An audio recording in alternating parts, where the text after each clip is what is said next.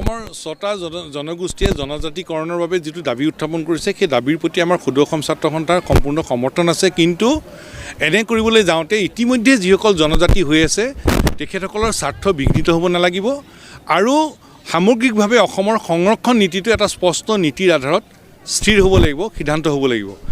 আৰু এটা কথা অতি স্পষ্ট যে অসমৰ সকলো জনজাতীয় সংগঠনৰ নেতৃবৰ্গৰ প্ৰতি আমাৰ সম্পূৰ্ণ সন্মান আছে, শ্ৰদ্ধা আছে। সকলো ৬টা জনগোষ্ঠীয় সংগঠনৰ সকলো নেতৃবৰ্গৰ প্ৰতি আমাৰ শ্ৰদ্ধা আছে, সন্মান আছে আৰু সকলোৱে ইজনৰ সিজনৰ প্ৰতি সন্মানপূৰ্বকভাৱে আগবাঢ়ি এই সমস্যাটোৰ স্থায়ী সমাধানৰ ক্ষেত্ৰত আত্মনিয়োগ কৰিবৰ কাৰণে আমি সকলোকে আহ্বান জনাইছোঁ।